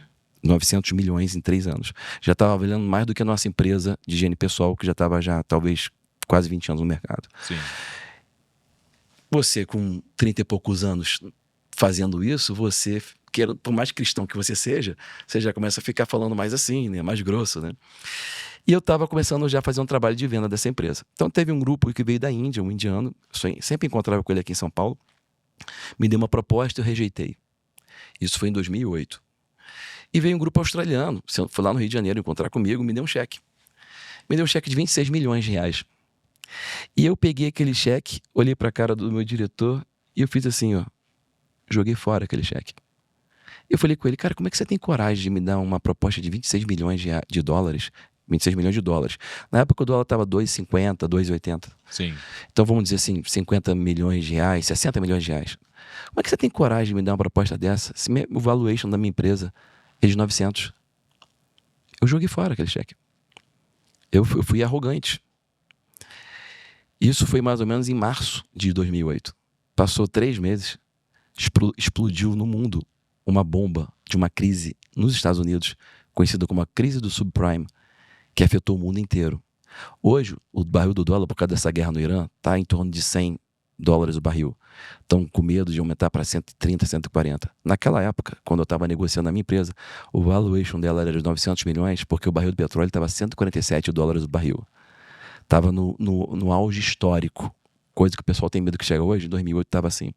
Então tudo era comercialmente viável nesse mercado, por isso que minha empresa valia tanto, entende? Estava lindo, redondinho. E quando aconteceu a explosão dessa guerra do subprime, que foi uma guerra, foi uma crise de crédito nos Estados Unidos, que afetou todos os bancos, vocês vão lembrar, os mais velhos vão lembrar disso, né? Foi a nossa última grande crise Sim. financeira no mundo. O barril caiu da noite para o dia, de 146, 147 dólares para 60. Nada mais era comercialmente viável. E aquele cheque de 26 milhões de dólares que eu joguei fora 3 meses antes seria a salvação da lavoura. Eu estaria rindo e o cara chorando. Mas porque eu não tive discernimento. Entende? E por mais cristão que você seja, por mais profissional que você seja, nós precisamos. O discernimento de Deus nos faz entender o modo e o tempo das coisas. Porque a gente não sabe o dia de amanhã. Talvez você passe a ter um bom negócio hoje e amanhã não vai valer nada. Por condições macroeconômicas, entende? E por essa condição inesperada, imprevisível, não tinha economista na face da Terra que poderia prever. Todos os economistas da internet, do YouTube, estavam falando para você comprar mais, comprar bolsa, comprar isso, comprar aquilo, e estava todo mundo ganhando dinheiro nos últimos 3 anos. De 2003 para 2008, 5 anos, o mundo passou por uma prosperidade que a pessoa mais ignorante ficou rica. Era só investir em Petrobras, na Vale, na Bolsa, que você triplicava, quadruplicava o dinheiro. Aliás, o Luiz Inácio, que é presidente hoje, na época ele estava assumindo pela primeira vez, ele surfou uma onda de prosperidade, foi uma sorte que ele teve. Sabe por quê? Porque em 2003 a China, que era totalmente comunista, abriu para o mundo e começou a comprar o mundo inteiro. Então não tinha para entregar mais nada no mundo, estava tudo hipervalorizado. E quando a crise de crédito, que é o maior comprador do mundo, é os Estados Unidos, quando a crise de crédito dos Estados Unidos, o maior comprador, explode, ele exportou a crise para o mundo inteiro. E todas as bolsas, o mundo é muito globalizado, todas as empresas, as grandes empresas, são abertas, né, em capital nos seus próprios, nas bolsas dos seus próprios países. Então todos os meus parceiros que eu tinha vendido, os farmacêuticos, os ingleses, os noruegueses, os australianos, eles roeram a corda. E quebraram o contrato. E diante do DNP eu era operador e eu era responsável por tudo, fiquei 100% no risco. Então, além de eu ter perdido a oportunidade, eu tive que assumir todo o BO depois. Meu Deus do céu. Entende? Altomir, e uma pergunta para ti. Nesse tempo que aconteceu isso, chegou a quebrar ou conseguiu? Deus te deu um livramento disso aí? Então, a nossa empresa principal era a empresa no setor de higiene pessoal, que segurou as pontas e teve que pagar. E ela levou prejuízo para poder assumir todos os nossos, porque eu tive que entregar. Trabalhar com agência reguladora, com concessões no Brasil é muito complicado, porque as nossas leis não favorecem ao empresário independente. O Brasil tem muito envolvimento com questões políticas nessa coisa de concessões, etc. Por que esse mercado de petróleo e gás... Hoje eu conheço muito bem esse mercado de petróleo e gás. Tem pessoas até me convidando para fazer consultoria no mercado de downstream, midstream, upstream, porque eu conheço muito. Eu tenho 15 anos aí navegando nesse mercado e eu sei bem navegar porque existe muito envolvimento com questão política, Sim. muito envolvimento com questões das majors, né, internacionais. Então, assim, é um mercado que hoje eu saberia entrar e sair na hora certa para ganhar dinheiro, tá? Mas, naquela época, a nossa empresa principal teve que pagar tudo para a gente devolver tudo. Essa empresa minha de oil and gas, ela ainda existe no papel e ela não está mais em operação, tá? Porque a legislação no Brasil realmente não é muito favorável para o produtor explorador independente. Certo? Diferente dos Estados Unidos, né, que é totalmente favorável. Eu não sei se você sabe, mas no Brasil, se você descobrir petróleo no seu sítio, você não é dono dele. Nos Estados Unidos você é, entende? Se você tem uma fazenda e você achar petróleo, achar ouro, tu tá rico. Aqui no Brasil não. É tudo do governo. Você tem que ter a concessão para explorar aquilo, entende? Esse tipo de coisa, você tem que saber navegar bem, você tem que saber, para você fazer um investimento da melhor maneira possível, maneira mais segura possível, né? Então Deus te deu um livramento. Deus deu o livramento de um lado, mas assim, realmente houve um prejuízo muito grande. E eu deixei bem explícito hoje, eu quis compartilhar isso com vocês, para nós entendermos que por mais que cristão que você possa ser, e de novo, vai voltar a nossa questão inicial, né? Muitas pessoas ficam com raiva de Deus, porque passam por problemas da vida. Por que Deus permitiu passar por isso? Porque Deus não me mostrou antes, né? Mas Deus está ali disponível o tempo todo. Nós que precisamos pedir os Tu acha céus que para intervir. o cheque era teu bote salva-vida? Era um bote salva-vida que eu, por arrogância, por estar muito bem, né? Como eu falei para vocês aqui no começo desse podcast, o seu sucesso talvez seja o maior inimigo do seu futuro. Porque o sucesso nos acomoda, às vezes nos deixa arrogante, nos deixa muito confortável, entende? E eu estava muito confortável, estava recebendo várias propostas. Eu estava, assim, num nível que qualquer pessoa estaria, talvez, falando muito grosso, né? Assim, 3 anos construir uma empresa de 900 milhões, quase 1 bilhão. Entendeu? E não é por desvio, não é por coisas ilícitas, era tudo real, né? Negócios reais. Então, assim, realmente, eu não peguei aquilo, eu deveria talvez ter considerado, pedido alguns dias, ido orar, pedido a Deus. Não, eu simplesmente neguei. Achei até um insulto, fiquei ofendido com o cheque. Às vezes nós nos ofendemos com as saídas que Deus nos dá, sabe por quê? Porque as saídas que Deus nos dá, ou os livramentos, às vezes fantasiado com uma roupa que você não estava esperando. É verdade? Então, assim, isso é a fé na prática. E essa oração do Pai Nosso, de novo, ele nos mostra como nós nos sustentamos com esse pão diário, nos mostra como permanecemos, se eu tiver tempo, que é uma coisa, acho que a gente pode até, se você quiser terminar aqui, mas isso aqui é muito importante. Quando Jesus falou na oração do Pai Nosso, Pai, perdoai a minha ofensa, assim como eu perdoo aqueles que me têm ofendido. Perdão vertical depende do perdão horizontal. Você não consegue ter saúde espiritual se você não tem saúde relacional. Se você não está se relacionando bem com as pessoas, você não vai se relacionar bem com Deus. Se você não ama quem você vê, você não pode falar que ama quem você não vê. Tem muitas pessoas querendo ser santas, consagradas, com relacionamento com Deus. O meu manto é com Jeová, quando na verdade está falando mal e brigando com todo mundo. Eu sei, o apóstolo Paulo nos advertiu, se possível for, esteja bem com todos, busque a paz, tá certo? A gente sabe que às vezes não é possível, mas você não precisa ficar brigando, você pode se afastar, como Davi fez com seus irmãos, entende? Senão ele não teria chegado a ter Golias. A gente tem que usar sabedoria. Sabedoria nada mais é do que a aplicação do conhecimento. Mas ensinava muito sobre isso. Informação é conhecimento. O conhecimento é diferente de sabedoria, porque o conhecimento, por exemplo, uma analogia bem bacana para a gente entender. O conhecimento é você saber que tomate é fruta. Você sabia que tomate é uma fruta? Sabedoria é você não colocar o tomate na salada de fruta. Entende? É a aplicação do conhecimento. Por exemplo, conhecimento é você saber o que falar. Às vezes você tem um marido, uma esposa, e você sabe o que falar para ela, mas a sabedoria é saber se você vai falar ou não. Porque não é porque você sabe que você tem que falar. Às vezes não é para falar naquela hora. entende? Então, a aplicação do conhecimento é sabedoria, quando você aplica da maneira correta. Então, nessa questão de novo, da maquete que Jesus nos deu dessa oração do Pai Nosso, de como viver e nos comportar, essa parte de como se comportar na terra de maneira relacional, né? Não tem como fugir disso, ele falou, perdoai as nossas ofensas assim como nós perdoamos. Então, se nós não temos bom relacionamento no horizontal, a gente não vai ter bom relacionamento no vertical. Muita gente querendo ser santa, consagrada, que está flutuando, que pensa que é santa, na verdade é uma assombração.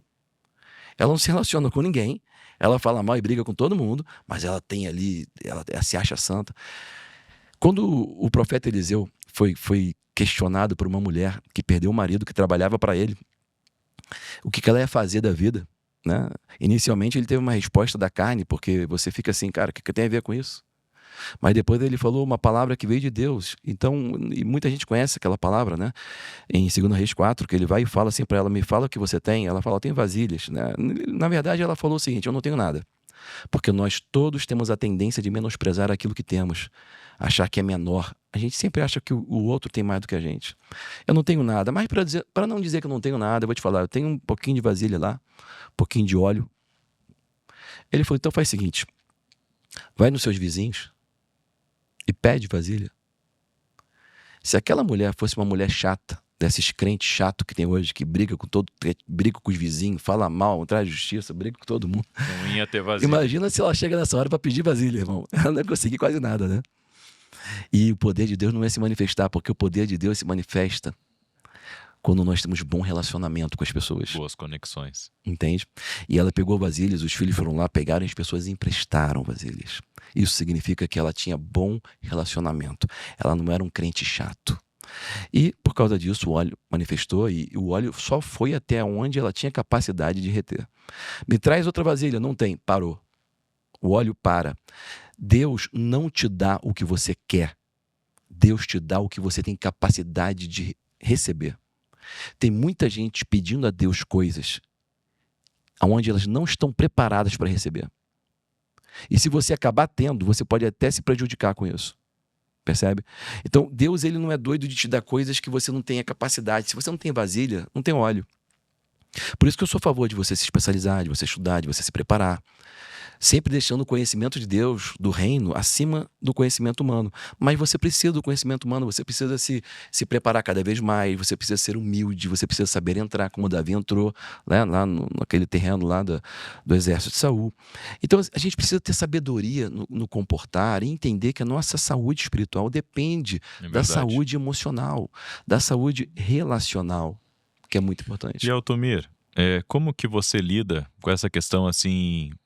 você é um pastor, mas você também é um empreendedor. Como que você lida com essa questão, né? Tanto de pastorear uma igreja, quanto de continuar empreendendo? Porque você continua Sim. empreendendo. Sempre. Como lidar com isso, né? É uma missão que Deus te deu, né? Não abandonou totalmente a questão empresarial, ainda continua... lidando com o negócio e ao mesmo tempo pastoreando uma igreja. Sim. Como que funciona isso dentro da tua cabeça, no teu coração? Olha, para mim não foi tão difícil porque eu cresci assim. Eu vi o meu avô assim, eu vi os meus pais assim. E quando eu comecei a fazer isso de maneira voluntária, quando comecei a responder esse chamado, eu sempre tive essa consciência, sabe? Como eu falei, sempre fui voluntário. Eu entendo hoje que nós precisamos fazer do couro a correia, e hoje em dia com toda essa questão de monetização e tudo mais, e se eu for ministrar em alguns lugares, eu entendo o princípio da honra, certo? Deus trabalhou isso comigo, embora a gente tenha os nossos negócios e sempre estamos empreendendo, doando, né? E a gente sabe que toda prosperidade tem um propósito, né? Não é para você. No reino nós entendemos que a nossa prosperidade, ela não é um fim, ela é um meio. Então, assim, isso sempre foi muito claro na minha cabeça. E nessa questão, assim, hoje eu estou na frente de uma igreja local lá na Barra da Tijuca, no Rio de Janeiro, mas essa questão, assim, de nós estarmos ministrando, às vezes o público às vezes confunde um pouco as bolas, né? Uma das coisas que eu sempre ensino, assim, às vezes, em seminários, em eventos, às vezes, que tem muito empresário, é o seguinte, uma coisa que serve até para você que é pai, que é mãe, ou até recém-casado. Uma questão que eu aprendi com um homem chamado Harry Cloud, que é um cara, um americano cristão também, que tem um livro secular que fala sobre responsabilidade, um livro excelente, que ensina muito sobre boundaries, ou seja, limites, certo? E a gente, para ter relacionamento saudável, nós precisamos aprender sobre limites. Isso vai desde um casamento, com relacionamento com um cunhado, com sogra, ou até mesmo com irmãos. Porque tem um ditado que eu costumo levar para a minha vida, que é o seguinte, eu oriento muitas pessoas novos casados, né? Que é o seguinte, cara, um barco afunda quando tem passageiro demais. Sabe, a inteligência relacional nos ensina que nem todo mundo é para estar contigo no teu barco ou no teu ônibus que você está dirigindo, e mesmo que esteja, ele precisa estar sentado no lugar certo. Tem gente que pode estar sentado do teu lado, tem outras pessoas que estão sentadas lá atrás. Jesus foi o maior exemplo e o maior mestre sobre inteligência relacional. Por exemplo, Jesus, ele teve 12 discípulos que ele escolheu a dedo, concorda comigo? Mas ele não tratava os 12 da mesma maneira. Em outras palavras, você amar a todos não significa tratar a todos da mesma maneira. Deus nos chama para amar a todo mundo, mas isso não significa que você tem que dar o mesmo acesso para todo mundo. Exatamente. Isso não significa que você tem que tratar as pessoas da mesma maneira, percebe? Quando ele subia um monte, quando ele ia fazer certas coisas, ele levava Pedro, Tiago e João, o esquadrão classe A dele, certo? Eram mais íntimos. Os novos ficaram para trás. Por que eles eram mais íntimos? Talvez porque eles se aproximaram, né? João se considerava o apóstolo do amor, porque ele foi o único que deitou o rosto no peito de Jesus. Então, não é porque ele era preferido, é porque ele se aproximou, entende? Ele teve uma revelação do amor maior do que os outros porque ele se aproximou. Então, o nosso querer vai nos dar mais acesso, né? Isso em tudo, na organização, na indústria, na empresa, no ministério, até na família. Tem filhos que se aproximam mais, tem filhos que se afastam mais, né? Então é o nosso querer se aproximar, é a nossa iniciativa. Deus, ele precisa, percebe aquela parábola do filho pródigo? O pai sabia onde ele estava, mas nunca foi buscar. Ele teve que voltar para o pai, percebe? Sim. Por quê? Porque ele não estava perdido.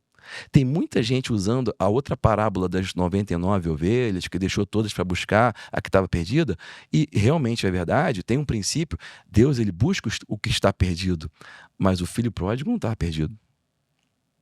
O pai não foi atrás dele. Tem gente que está dando perdido diante de Deus. Não sei se tem essa gíria aqui, mas lá no Rio fala, não, ele deu perdido, significa que ele deu um sumiço, né? Ou seja, tem muito cristão que está dando sumiço para Deus e achando que Deus vai atrás dele. Deus não vai atrás dele, percebe? Ele não está perdido, ele conhece o caminho.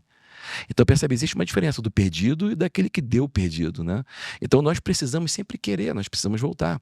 E às vezes, Vinícius, vou ser sincero contigo, essa parábola do filho pródigo ensina muita coisa. E uma das coisas interessantes é que o filho não voltou porque amava o pai, ele voltou Pela porque ele necessidade. queria melhorar de vida, Sim. percebe? E o pai aceitou da mesma maneira. E aí mudou, porque a aceitação de Deus não nos deixa da mesma maneira. Mudou as vestes, botou um anel, botou sandálias, porque você não entra no reino se você não entrar da maneira certa, entende? Aí você vai virar filho, por mais que você não ame teu pai, se você quiser entrar no reino, você vai ter que se vestir da maneira certa, percebe? É verdade. A aceitação de Deus não é concordância com a lama que tu trouxe da pocilga, percebe? Então, assim, realmente, todos nós somos seres humanos, eu sei que as igrejas, cada uma tem a sua linha teológica, né? As suas doutrinas, seus dogmas, as suas tradições, mas igreja não é reino. Reino já existe muito tempo antes. O propósito da igreja é consertar a sociedade. Você quer ver uma igreja saudável? Ela está consertando a sociedade, seja socialmente, questões de assistencialistas, isso aí é o menor de todos, tá? Ou seja, transformando as pessoas para se tornarem líderes e agentes de transformação. Esse é o propósito da igreja. Treinar pessoas, é um centro de treinamento. Muitas igrejas estão usando as pessoas, os membros, para se tornarem algo separado do mundo, certo? Você fica comigo aqui, tudo aqui dentro. Não. As pessoas na igreja servem para ser treinadas para ir para a rua. para mudar lá fora. Para ser influência. Agentes de transformação. Uhum. Entendeu? Todos nós somos líderes, ou deveríamos ser treinados para ir lá na rua e ser um agente de transformação com a autoridade do reino, com tudo isso que Jesus falou na oração do Pai Nosso. Identidade, entendendo a autoridade, entendendo essa questão relacional, entendendo essa questão de você ter que pedir para as coisas acontecerem. Deus não vai fazer se você não pedir. Oração é você dar autoridade aos céus, ou uma oportunidade para os céus intervirem na sua vida. No final ele fala sobre domínio, né? Sua é a glória, seu é o domínio. Então nós temos que trazer esse domínio, percebe? Então eu sei que o nosso podcast aqui está sendo muito produtivo, mas eu sei que também é muita informação, né? Altomir, tu falou para mim um pouco sobre o teu avô. E teve uma coisa que me impactou, que eu queria que tu compartilhasse com as pessoas. Apenas conta essa história, porque para mim assim foi muito, muito bom de ouvir, né? Teu pai, tua mãe, teu avô e toda a tua família sempre foram pessoas assim que investiram pesado no reino, mas que também têm um coração no reino, né? E tu comentou comigo a respeito daquele terreno, né? Do homem que queria vender Sim. um terreno pro teu avô. Sim. E aquilo ali foi muito forte para mim, o que tu me contou, né? Conta pro pessoal que nos acompanha aqui, e antes de tu contar aqui pro pessoal que nos acompanha do podcast, você que está aqui conosco, eu gostaria muito que você compartilhasse esse podcast com o maior número de pessoas que você puder. Também gostaria de convidar você a apoiar o canal, se tornando membro aqui do canal. E esse aqui é o meu livro novo, Café com Jesus. Ele é um devocional. Aqui dentro desse livro tem 365 orações e também centenas de orientações de sabedoria para te ajudar com direção para o teu dia a dia. Esse livro aqui eu vou dar de presente para ti. Obrigado. Né? Vou dedicar, inclusive. Perfeito. E você que está aqui nos acompanhando, você pode adquirir nosso livro no nosso site, www.vinicius07.com.br. Eu vou pedir para o Altomir contar essa experiência aqui para nós. Conta um pouquinho para a gente sobre essa questão do terreno, que para mim marcou essa história, né? Teu avô não se corrompeu durante a vida dele. Conta um pouquinho para nós sobre esse episódio. Esse meu avô, ele foi um homem, assim, muito marcante, foi um grande exemplo para mim, meu primeiro e maior mentor. O nome dele era Custódio Rangel, ele foi o fundador da Adonep no Brasil, né, e no mundo. Na verdade, o nome é Adonep no mundo. Foi fundador de igrejas também, etc. Chama Centro Evangelístico lá no Rio de Janeiro. Mas o fato é que ele também tinha um testemunho de vida. E, assim, Vinícius, quando você é um homem influente, que tem conhecido muita gente, você vai perceber que, às vezes, você vai ver uma pessoa no púlpito, vai ver outra pessoa fora do púlpito, entende? Exato. Tem muita gente que está aí, talvez, ministrando o evangelho, e graças a Deus por isso, mas que talvez na vida pessoal Não é de verdade. não é tão de verdade, entende? E eu tive esse privilégio de ter um avô que foi real, de verdade, entende? Tem dois grandes testemunhos, se você me permitir, esse que eu te contei do terreno que eu vou falar agora, e um outro que talvez seja até mais impactante, e que eu carrego, já estou carregando até pro meu genro, pro meu filho, né? Para quem não sabe, eu já sou até vovô, eu já tenho uma netinha, uma filha mais velha que já é casada, mas esse terreno foi muito poderoso, porque eu estava sentado com ele na mesa, na sala dele.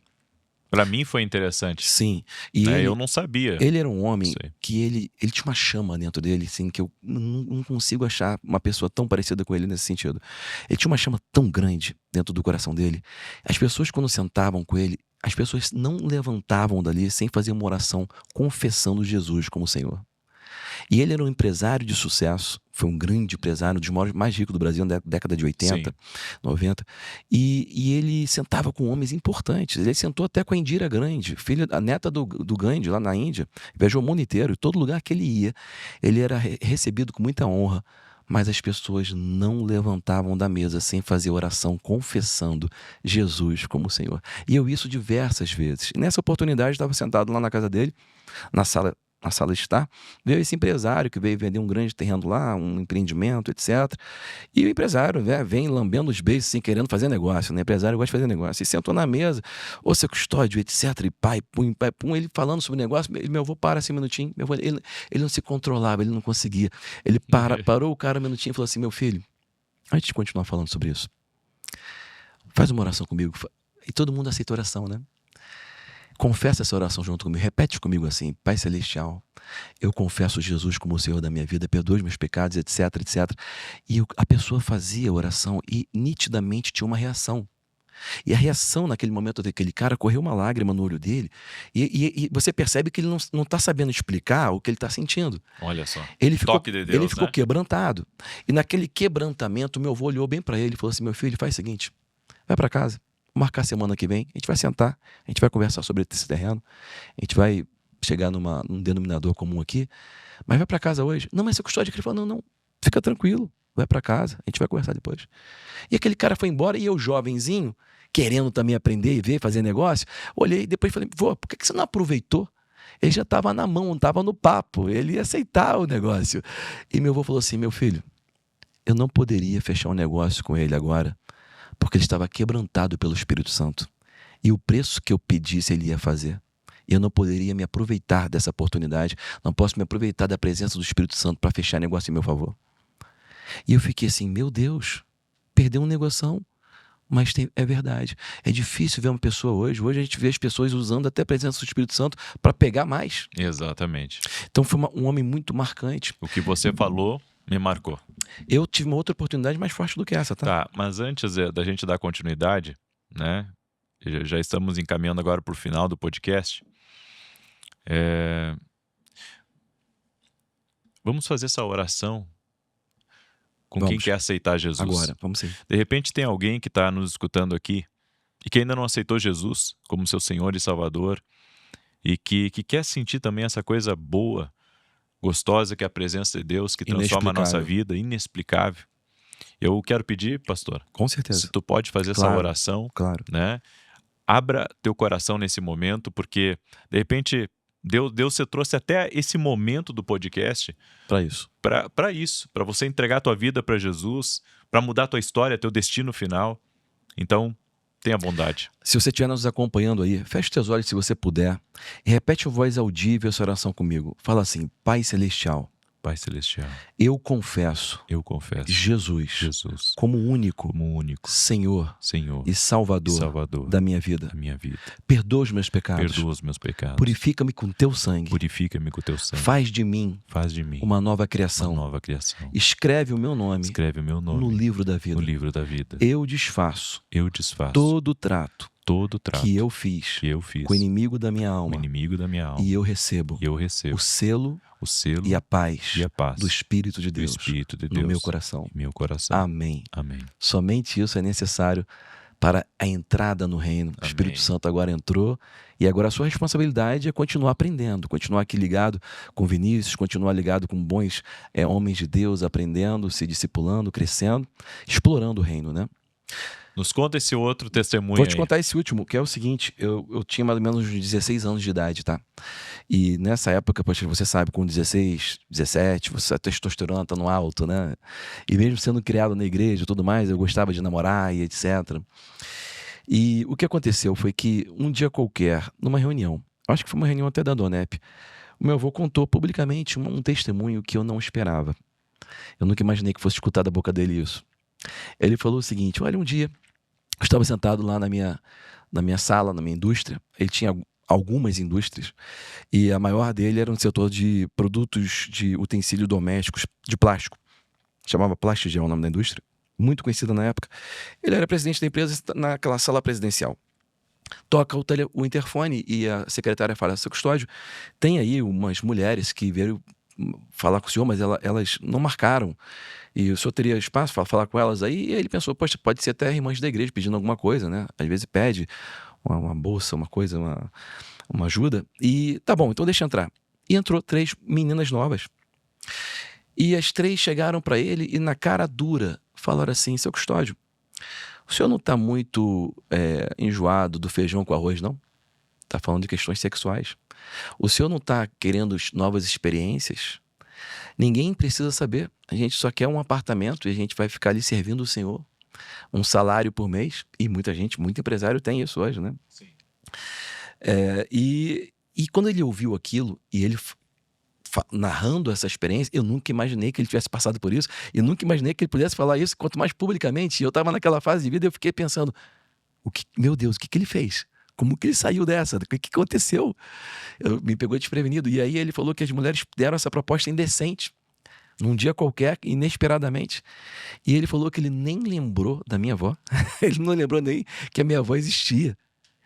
E ele só lembrou de uma coisa veio na cabeça dele, a única coisa que veio na cabeça dele. E ele levantou da mesa e falou: sai da minha sala em nome de Jesus. E as mulheres, calma, seu custódio, não é assim também não. Sai da minha sala em nome de Jesus. E ele teve que falar mais alto pela terceira vez, porque a gente sabe que tem uma questão espiritual atrás de todas as propostas materiais e físicas. Então, quando ele falou terceira vez, sai em nome de Jesus, elas se ofenderam, ficaram assim e saíram.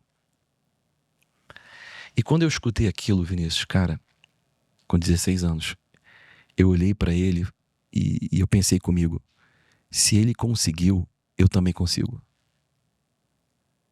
Olha o poder de você ter pais espirituais, exemplos, né? O mundo precisa de exemplos como esse hoje em dia. Amém. Porque a gente só está tendo escândalo, né? Sim. E eu sei que o escândalo não envergonha o evangelho, envergonha um homem, mas machuca muita gente e tira o rumo de muita gente. Exatamente. Então fica aqui um exemplo para você. Hoje eu tenho 52 anos de idade e nunca traí a minha mulher. Nunca tive e tive várias oportunidades, né? Porque sempre viajei a negócios pelo mundo inteiro. E eu peguei isso para mim. E eu lembro que quando o meu genro começou a namorar a minha filha mais velha, eu contei esse testemunho para ele, porque ele virou um discípulo, sabe? Ele se converteu com a gente. Sim. Um garoto de sucesso também, um grande empreendedor, né? Multimilionário já. E eu conversando com ele uma vez, eu contei esse exemplo para ele. E foi bonito de ver, porque no dia que ele casou, eu casei a minha filha, sabe? Não só levei ela ao altar, como fui para trás do altar e fiz o casamento. E no final dei o microfone para eles, um falar para o outro, né? E o meu genro, quando ele falou, ele até me tocou, porque ele falou, ele agradeceu todo mundo, pai, mãe, minha mulher, agradeceu todo mundo que cuidou dele a vida toda. Só que no final, ele olhou bem no meu olho, com o microfone na mão, na frente de todo mundo, ele olhou bem no meu olho e falou assim: se você conseguiu, eu também consigo. Você percebe o poder do exemplo, o exemplo arrasta. Exatamente. O exemplo, ele realmente te dá, na prática, o que você deve fazer e que é possível fazer. Amém. Então isso do meu avô Custódio foi assim, grandes exemplos que eu carrego, e vou te falar, até hoje foi o que me manteve de pé. Porque a gente pensa em desistir algumas vezes, a gente tem brigas familiares, a gente tem briga no matrimônio, a gente tem briga em todo lugar, né? Todos somos seres humanos, mas os exemplos me dão um norte, né? Me dão assim o que fazer, né? É possível para você também. Se eu conseguir, você que está aí também consegue. Altomir, gratidão por Obrigado ter vindo por você. aqui. Que Deus abençoe a tua vida, teu ministério, tua família. Obrigado. Amém.